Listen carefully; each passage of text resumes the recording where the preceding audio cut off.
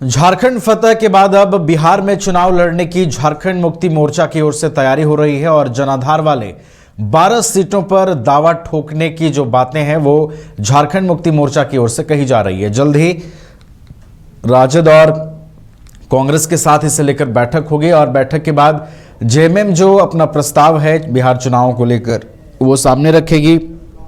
आपको बता दें कि बिहार में आगामी दिनों में विधानसभा के चुनाव होने हैं और झारखंड में किला फतह करने के बाद झारखंड मुक्ति मोर्चा जो है वो बिहार में चुनावी अभियान में जुट गई है और माना यह जा रहा है कि कांग्रेस और राजद की बैठक जल्द ही होगी झारखंड मुक्ति मोर्चा की, और जिसमें 12 सीटों पर झारखंड मुक्ति मोर्चा की ओर से उन 12 सीटों पर बातचीत की जाएगी जिन 12 सीटों पर पार्टी को ऐसा लगता है कि जनाधार है, वहां पर हमारी पार्टी अच्छा कर सकती है।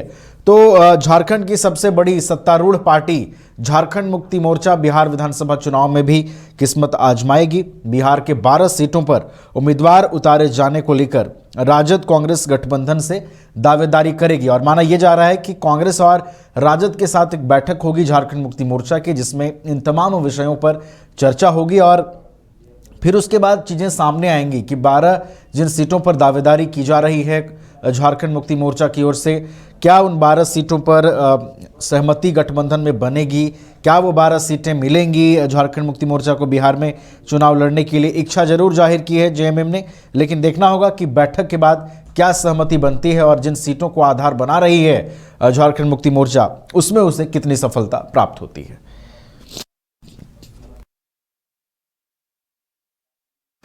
और अधिक जानकारी के साथ हमारे ब्यूरो चीफ मदन है फोन लाइन पर, उनका रुख करते हैं।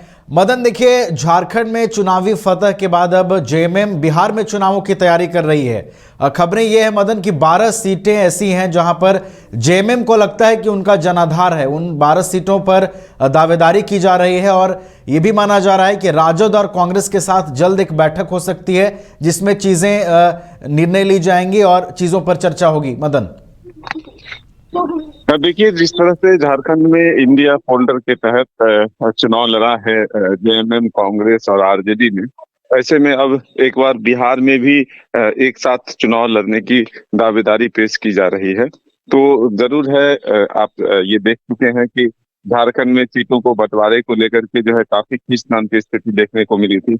आरजेडी के जो नेता हैं तेजस्वी यादव, वो कई दिनों तक होटल में रुके हुए थे और ये चीजें निकल कर आई थी कि अगर आप यहाँ पर सीट अधिक मांगते हैं तो ठीक हमें बिहार चुनाव में अधिक सीट देंगे।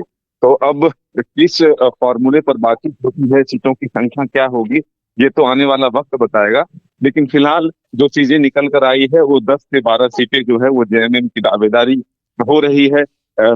झारखंड से जो सटे हुए बॉर्डर के इलाके की सीट है और प्लस जो जहां पर आदिवासी बहुल इलाका है, चाहे जमुई का क्षेत्र हो या फिर पूर्णिया किशनगंज की तरफ का क्षेत्र हो, कटिहार का क्षेत्र हो, उन जगहों पर जो है जेएमएम अपनी दावेदारी पेश कर रही है। तो अब देखना होगा कि क्या एक बार जो है इंडिया फोल्डर के तहत ही चुनाव लड़ता है वहां पर तमाम जो इंडिया फोल्डर में झारखंड में दल थे, या फिर अलग से जेएमएम अपने प्रत्याशियों की सीटों की घोषणा करती है।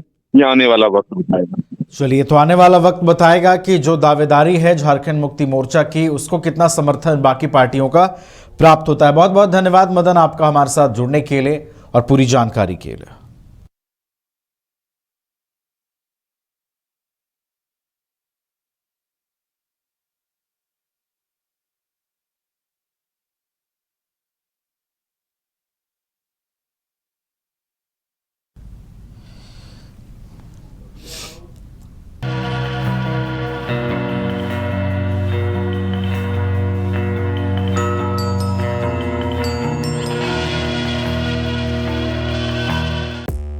पांच राज्य, 61 शहर, 150 प्रोजेक्ट और एक वास्तु विहार। नई सोच, नया घर। बनाए रखिए अपना प्यार, सेवा में है वास्तु विहार।